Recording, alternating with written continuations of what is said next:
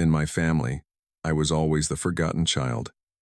I once thought I could live peacefully with that role, until I discovered my parents were willing to sideline the entire extended family, just to make way for my brother.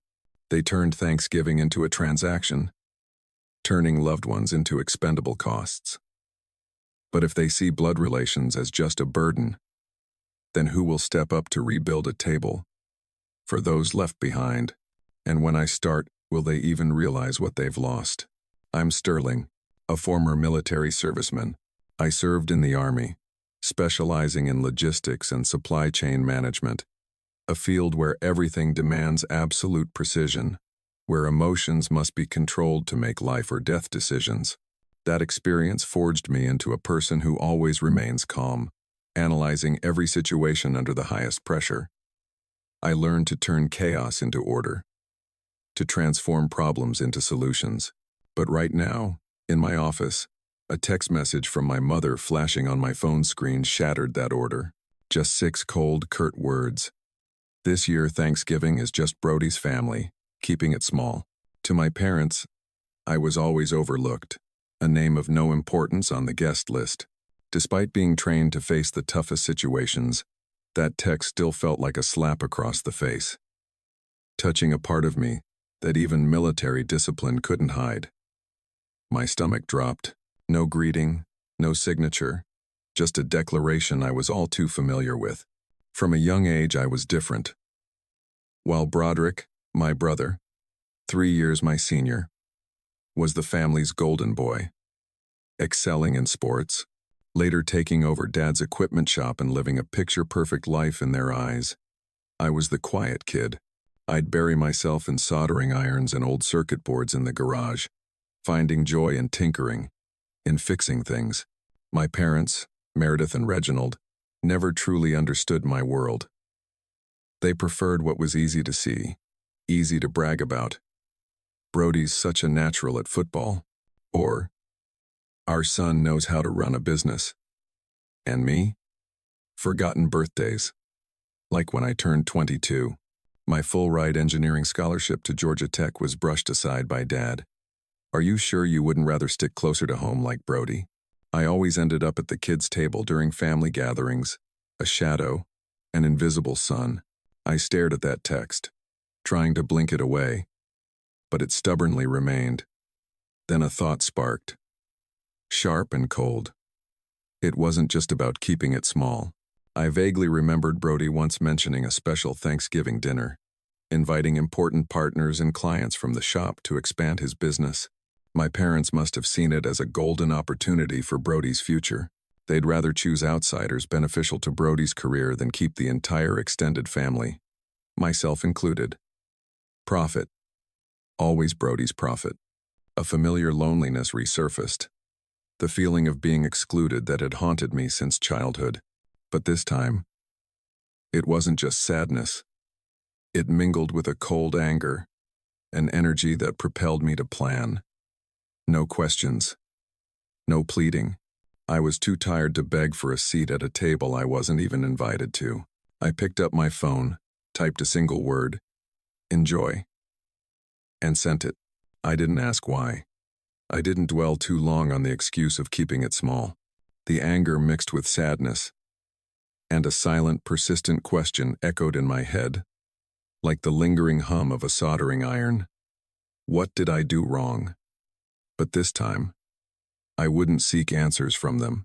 I would find my own answers, in my own way, because I knew my worth wasn't tied to the approval of Fort Wayne, Indiana.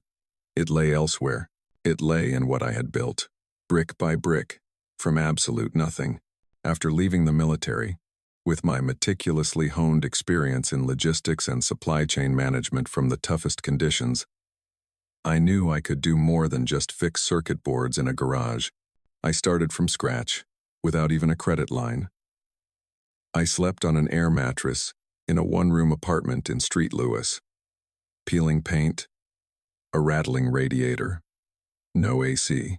5 nights a week, I ate canned chili. The other 2, I debated whether I could afford eggs and toast. But I didn't care. I was building something. By day, I ran freight on the side to earn enough to keep my internet on. By night, I wrote code, sketching out an app that could predict supply chain delays for small hospitals. It sounded crazy at the time. Nobody cared until the shelves were empty. But I saw it coming.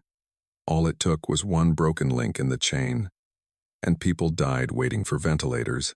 I worked 14-hour days, lost track of weekends. I missed birthdays, broke up with a girl who wanted me to be more present, and drank way too much gas station coffee. I failed twice, once because I took on the wrong investor. The second time because we tried to scale too fast, nearly losing everything. But I never, not once, missed payroll for my guys. They stuck with me because they knew I'd bleed before I let them go hungry. It wasn't just a job. We were building a lifeline. Then the pandemic hit. Hospitals started calling fast. Suddenly, everyone needed what we had. Real-time rerouting of medical supply deliveries.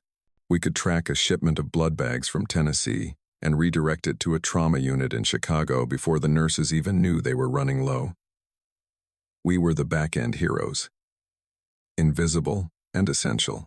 Within 2 years, we were handling logistics for 37 hospital systems across 3 states. I didn't sleep. I lived on adrenaline, spreadsheets, and takeout. Then the offer came.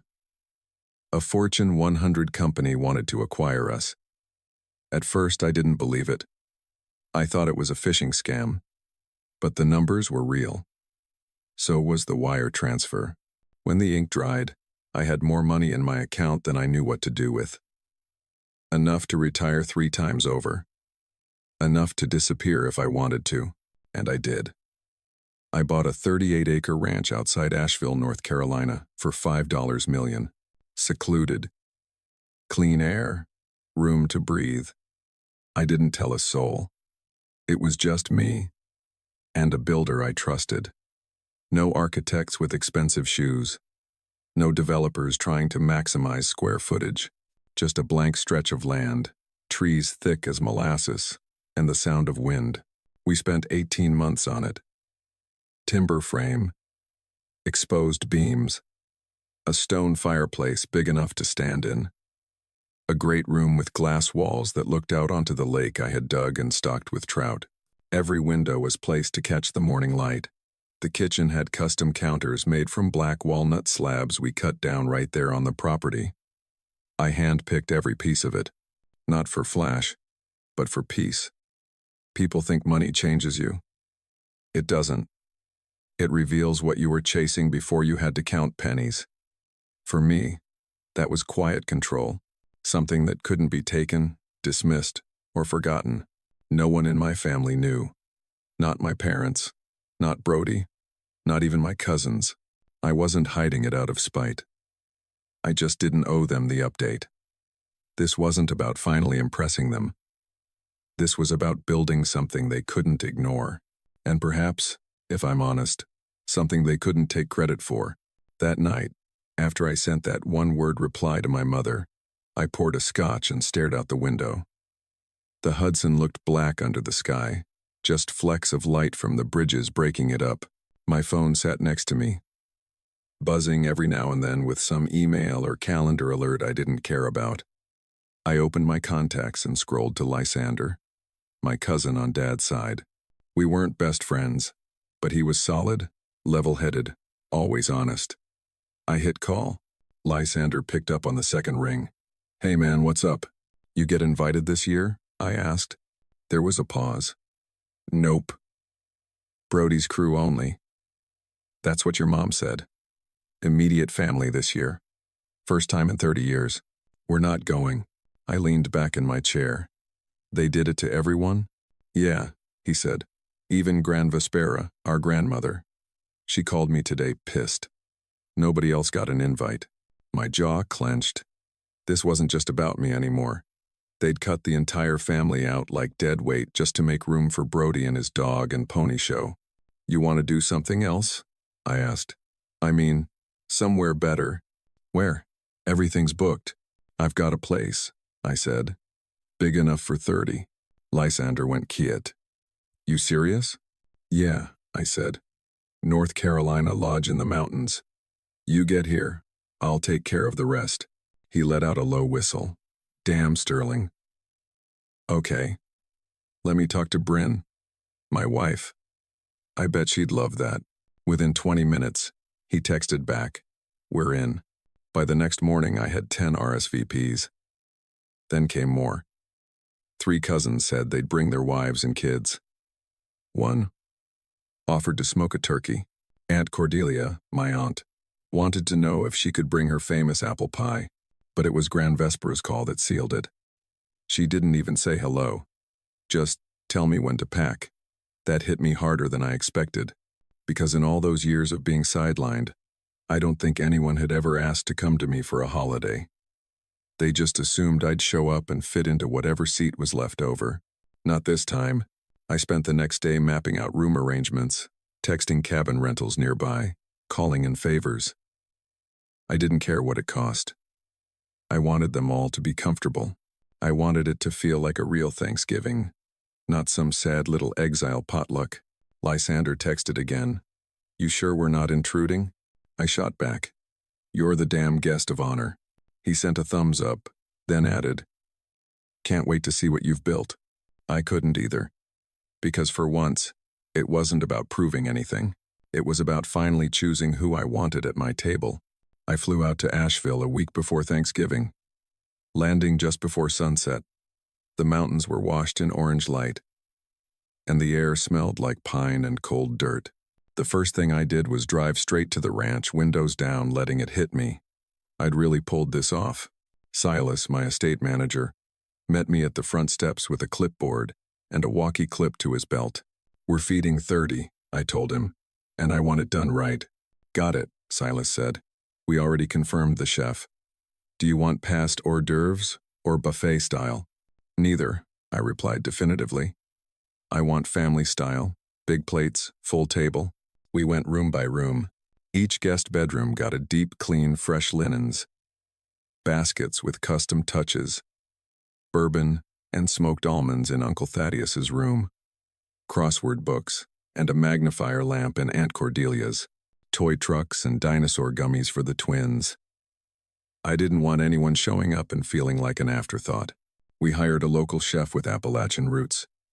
She brought her own cast iron pans, said Grace before starting prep, and nearly cried when I showed her my kitchen. By Tuesday, the cabins were booked and stocked, firewood stacked, hot cider on tap. I made sure the great room had enough seating, and checked that the surround sound worked for Grand Vesper's old jazz CDs. Silas looked at me, his eyes showing clear respect. Mr. Sterling, you really put your heart into this. I just nodded. It wasn't just my heart. It was everything I had ever craved. On Thursday morning, they started to roll in. First was Lysander, my cousin, driving a rented SUV with Bryn and their 2 kids.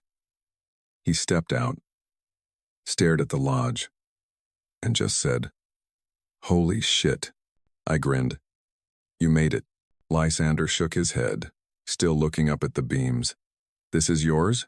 "Yeah, it's mine," I confirmed. After that, it was like a parade. Reese, another cousin, showed up with his new girlfriend. The first time anyone had met her, he walked through the front door, mouth open, and said, "I thought you were still doing IT stuff." I laughed. I was. Now I do this. Uncle Thaddeus, my uncle, gave me a bear hug and whispered, "You always were the dark horse." Aunt Cordelia, my aunt, cried when she saw her room and said, "No one's made me feel this welcome in years." I kept moving, greeting, pouring drinks, answering questions. Every face that came through that door reminded me how long it had been since any of us were treated like we mattered. By 5 p.m., the house was alive. Kids racing down the hallway. Someone strumming a guitar on the back deck. Reese starting a fire pit out by the lake. You could hear laughter through every wall. Then we sat down to eat. The long table filled the great room, candles flickering, bowls passed hand to hand. No kids' table. No toast from Dad. Just all of us. Equal, welcome. Fed. The fireplace popped behind us. The ceiling echoed with clinking glasses and real conversation. I looked down the line and saw 30 people who'd been brushed aside just like I had, and not one of them looked bitter. They looked home. Halfway through dessert, Gran Vespera, my grandmother, leaned over and tugged my sleeve. "Come here, Sterling." I followed her out to the entry hall where it was quiet. She took my hand. "You gave us back Thanksgiving." I opened my mouth, but she kept going. "We needed this more than you know. You could have shut us all out and no one would have blamed you, but you opened your doors instead. That takes guts." Her voice cracked, but she didn't cry, just gave my hand a squeeze, then walked back in like nothing happened. I stood there a second, letting that settle, not because I needed the praise, but because it felt like a damn breakthrough. This wasn't Brody's house or my parents'. This wasn't a rented hall or a potluck in a church basement. This was mine. And for the first time in my life, they came to me. The morning after Thanksgiving, I woke up to my phone vibrating nonstop on the nightstand. 6 missed calls from Mom, 3 from Dad, and a text from Brody that just said, "Really classy move." No one said a word all year, and now suddenly they were all blowing up my phone like I'd stolen something. I tossed it on the bed and went downstairs. By then, most of the crew was already up eating breakfast burritos and pouring coffee. Lysander had mapped out a hiking trail by the lake. Aunt Cordelia was setting up a card table for a puzzle. It felt like a Saturday at summer camp. When they left for the hike, I finally grabbed a mug and slipped into the library. Dark wood walls, leather chairs, a big window looking out over the water. I sat down, took a sip, and called Mom. She picked up on the first ring. "Sterling," she snapped, "why didn't you tell us? Everyone's talking about your house, your event. Even the pastor mentioned it in his sermon this morning." I didn't flinch. "You said you were keeping it small, so I made other plans." "That wasn't about you," she said quickly. "We just thought you'd be busy. You're always working. And Brody's family was easier to coordinate. And more importantly, that dinner was to help Brody expand his business with his partners. It was a big opportunity for his future, son. So, you just cut out the rest of the family because of Brody's business interests?" I asked, my voice calm, but with an edge. She exhaled hard like I was being unreasonable. "You're blowing this out of proportion." From the next room, I heard Gran Vespera's chair creak by the fire. Then her voice. "Put them on speaker." "Sterling." I didn't hesitate. Hit the button. "What's this about?" Dad's voice came through. Gran Vespera didn't wait. "Reginald, Meredith, you've ignored this boy his whole life. Acted like he was some quiet problem you didn't know what to do with. Now you're shocked he built something without you. Be grateful he still let the family in." Dead silence. I leaned forward, not saying a word. Gran Vespera kept going.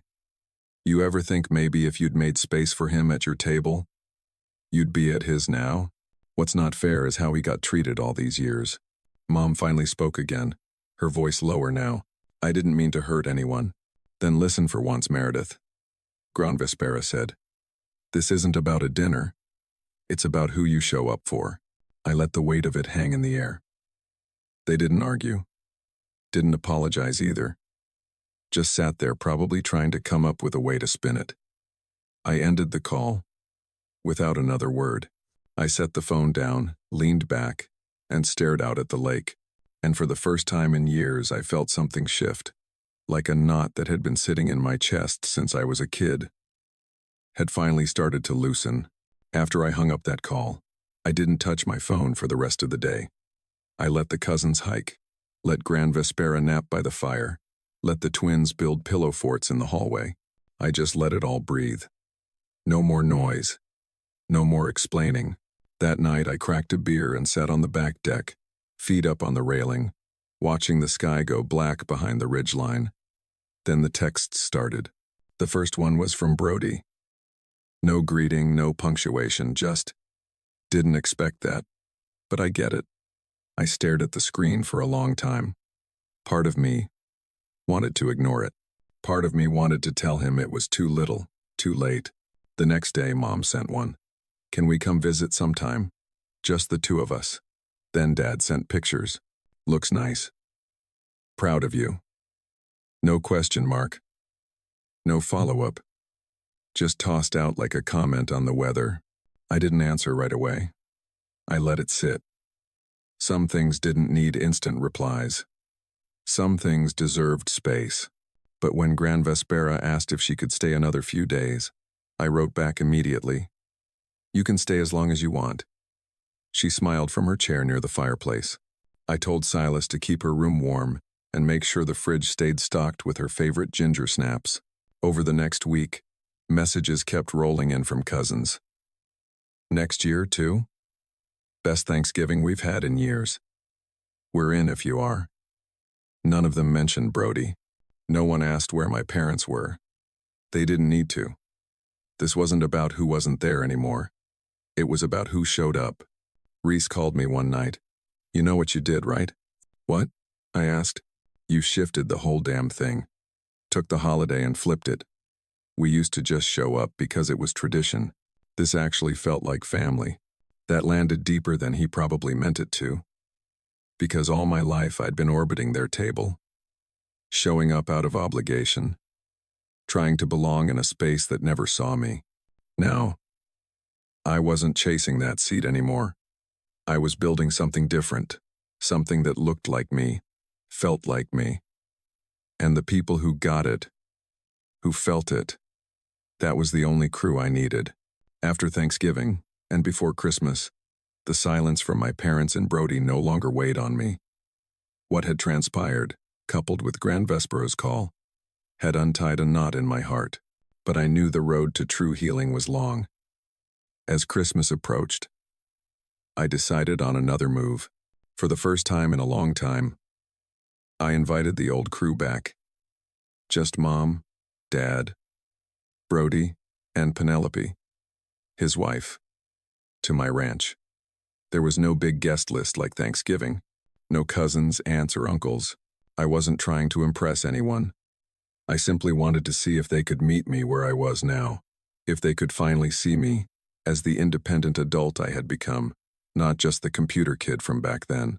They showed up a few days before Christmas Eve, all packed into Brody's SUV, looking like they were driving into a whole new world. I met them at the door. Brody stepped out first, just as I knew he would. That look on his face. The same one he used to get when he saw someone else's success. A little skeptical, a little impressed, but mostly distant. You really built all this? Brody asked, looking up at the lodge, then back at me. Every square inch, I said. No pride, no apology.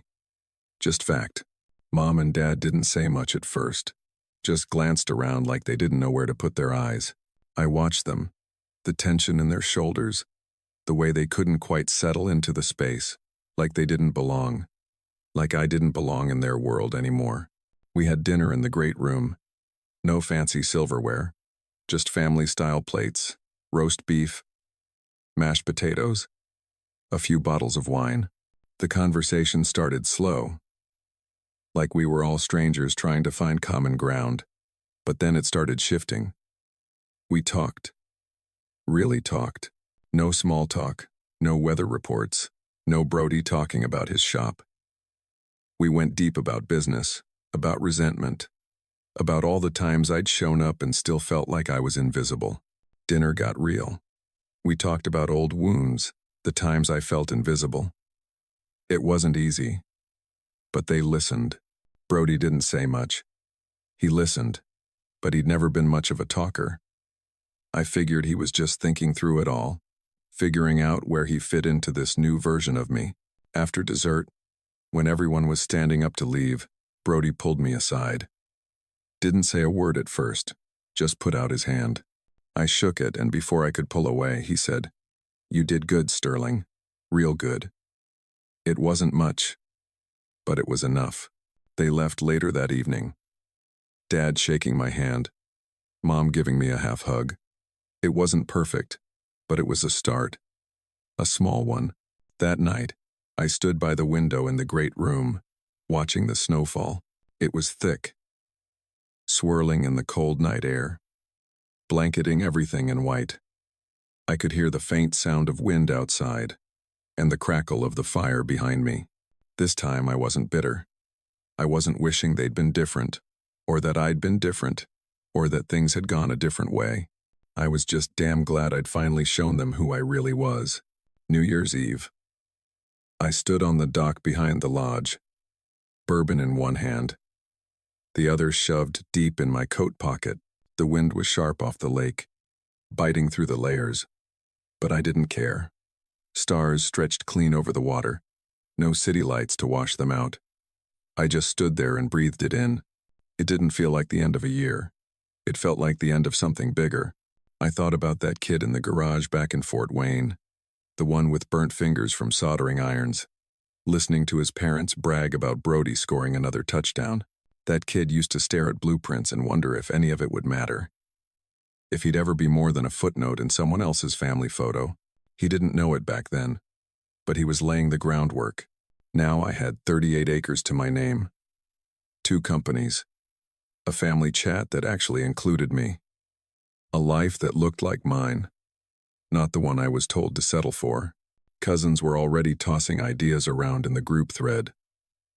Thanksgiving too. Cabin themes. Potluck rotations.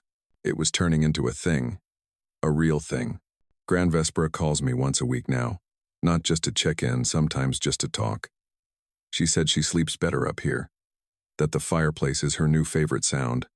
And then Mom sent me a recipe last week. Corn pudding folded up in a card that said, Merngir konkothe munmuthuzi da. I read it twice. Not sure if it was an apology or just a peace offering. Either way, I kept it. Maybe things will get better. Maybe not. They might slide back into old habits next year. They might not come at all. But here's the difference. I'm not waiting for a seat anymore.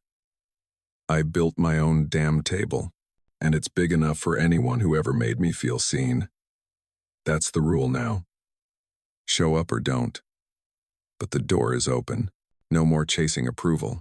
No more hoping someone finally notices. Just me living the life I built on my terms. I raised my glass toward the lake. The wind howled and I smiled into it. Here's to the boy in the garage, I said. You made it.